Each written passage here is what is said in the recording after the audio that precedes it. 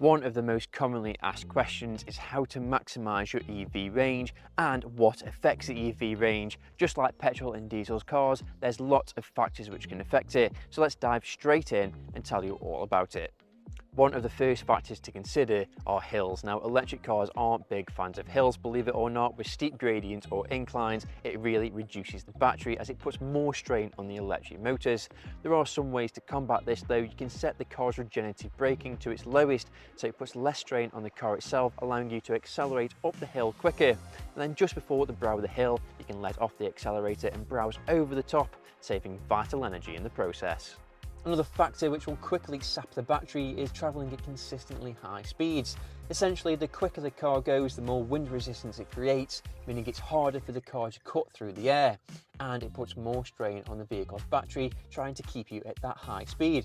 To combat this again, you could easily just slow down, not dangerously slow speeds, but say 5 miles an hour less could drastically improve the range. Have you ever owned a petrol or diesel car and the vehicle's battery's been working absolutely fine right up until winter? Well then, you'll know what a drop in temperature can do to a vehicle's electrical systems. It's similar to that with an EV. An EV's battery uses a chemical reaction where it absorbs and releases energy, and when the cold winter months come, it can reduce this, reducing the battery's range. Now, manufacturers have counteracted this and made something called a heat pump, which maintains the battery's heat level, so it means more range in those cold winter months. As with petrol and diesel cars, adding more weight to an electric vehicle will really dent its efficiency. After all, more energy is needed to move the mass. So a really simple solution is to remove any unwanted luggage or items such as coats and umbrellas. It may seem unnecessary, but all of these little changes will make a big change. One of the final factors to consider is acceleration.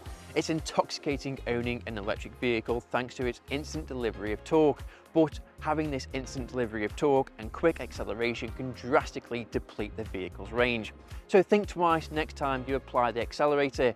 Go for a more progressive, slower approach, as this will increase and maintain the vehicle's overall range. So then, I hope that gives you a better insight into one of the most commonly asked questions: what can I do to maximize my range and what affects it? For any further information, please head to our website. I'll leave a link down below to one of our blogs where you can read more about it. Thank you for watching.